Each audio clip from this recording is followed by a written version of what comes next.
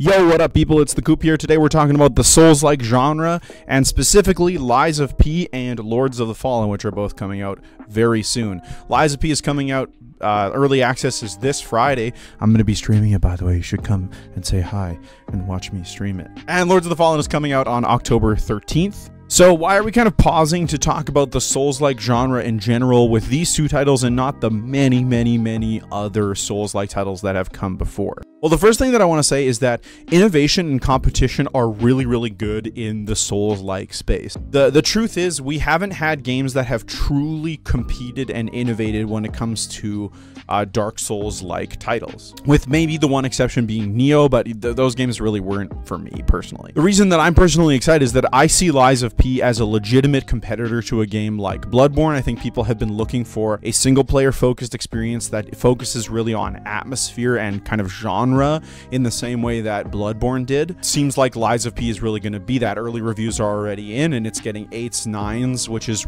genuinely really surprising to me. I was expecting to see things like 6s and 7s, so these higher ratings from review companies is just a really good indicator. And then with recent news that we've gotten about Lords of the Fallen and the different systems that they're going to be having in their game, it seems like Lords of the Fallen is poised to compete with games like Elden Ring when it comes to their multiplayer mechanics, especially co-op as well, with having truly integrated seamless co-op. And I'm just going to pause here in case this doesn't make sense to you, innovation is really important, and competition is important as well. When Dark Souls 1 and Dark Souls 2 came out, Fromsoft was being very experimental. I remember when I first played Dark Souls 1, it was just such a surprising and exciting game. I remember reading my first note on the ground and being like, what? People, this is left by a player? I thought they were actually just generated, because there's a few that are generated at the beginning of the game. And then I learned that you can leave these for other people, and this just like blew my mind. And then I learned that you could co-op with friends through, but you had to do like placing signs on the ground, and then you could get invaded by other players who like wanted to stop your progress.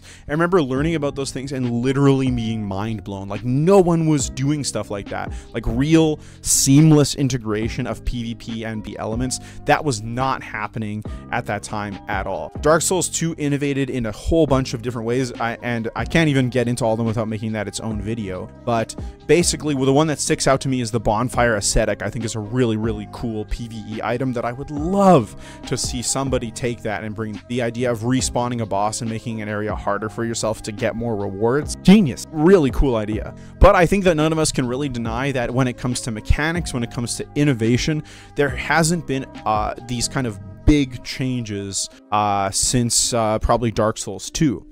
It's been a lot of refining the same formula, and I think that's why Elden Ring was such a massive success, is that it took the Fromsoft formula and refined it, made it easier to pick up, and also added lots of depth for people who've been playing it for a really long time. And that's why, in particular, I'm really excited to see Lies of P and the Lords of the Fallen come out this year, because they seem to be kind of pushing the envelope on these things. So number one, Lies of P coming out and kind of hitting that same ultra stylistic niche that Bloodborne was in is really exciting to me, because myself, like many other Bloodborne fans, have been like looking around at the you know, the Souls space, and nobody has even really come anywhere close to the atmosphere and kind of like depth that Bloodborne was able to provide. That said, Lies of P really seems to be able to hit that kind of niche. Like it's very stylistic, it's very interesting, it has a very unique, interesting art style, a sort of like steampunk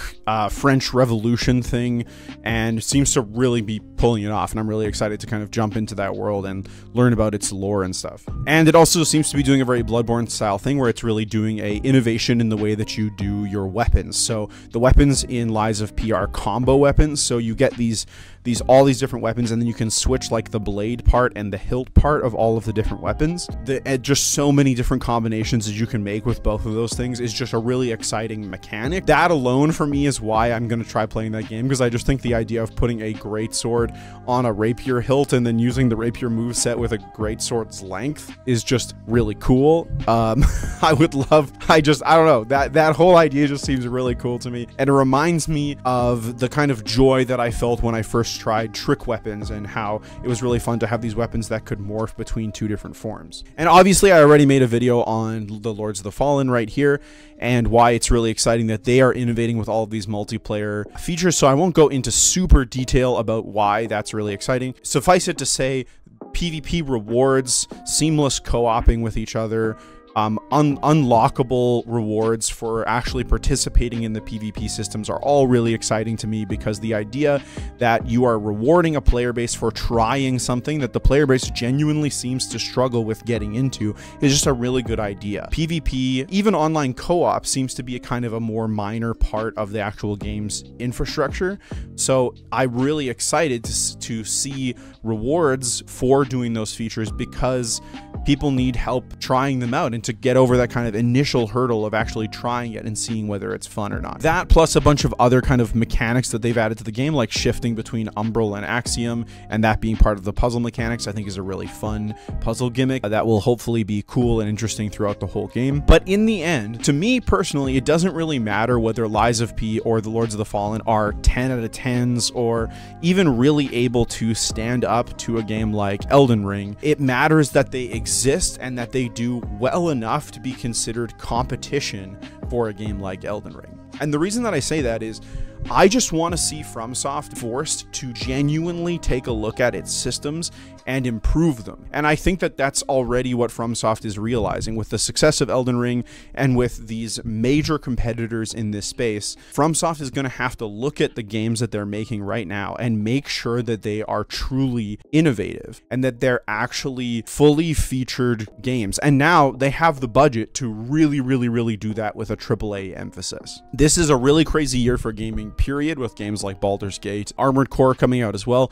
It's in a really amazing year for FromSoft fans, and I'm really excited to see all the different ways that the ripples of this year are going to be felt in subsequent years to come. Obviously, as someone who really loves PvP, what I really hope happens is Lords of the Fallen is able to have a good amount of success, and then it's able to challenge FromSoft when it comes to its multiplayer systems. I made a video here talking about why Armored Core's PvP systems are severely lacking, and I don't think it really should be surprising to anyone when we are critical of the co-op and PvP mechanics in Elden Ring. Even if you're a PvE only person, you don't like to do any player fighting in the games, I think we can all agree that Elden Ring's co-op system feels extremely dated for a game that came out in 2022. Really, regardless of who you are on the Souls-like spectrum, I think these games like Lies of P and the Lords of the Fallen are really exciting, because I think in a world after these games come out, we have to see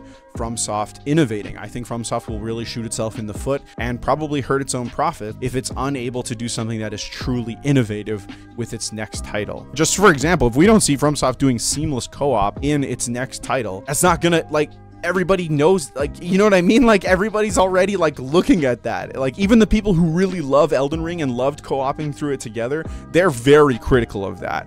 And that is just like an example of there are already people and games that are ready to take advantage of these sort of weaknesses. I would love to see FromSoft's next title come out and not just improve on these systems that in the ways that we've talked about here, but really push the envelope and add new and exciting and creative multiplayer elements, new creative and exciting story elements. And I honestly just like imagine if a game came out by FromSoft that had oozing atmosphere like Bloodborne or Lies of P, and then had super interesting and creative, robust multiplayer features that were even better than Lords of the Fallen. Like, you know what I mean? Like, whoa. And even if FromSoft doesn't innovate in the future, which I'm sure they will, it will be very exciting to experience these other games that seem to actually be truly innovating in the Souls-like space. And that's really exciting for me,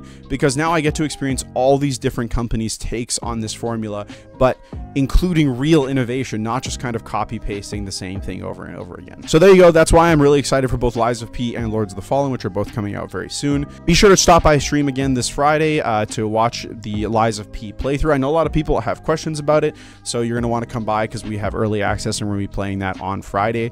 Yeah, Lords of the Fallen is coming out on October 13th, and we should be able to, I've been talking to some people, so maybe we're going to get some early access to that too. Who knows? Stay tuned for that stuff. And yeah, thanks so much for being here. Thanks so much for watching the video. Make sure to hit like and subscribe. It genuinely helps the channel. Maybe share the video with a friend. And yeah, thanks for listening. I'll see you guys next week. Hello, mercenary.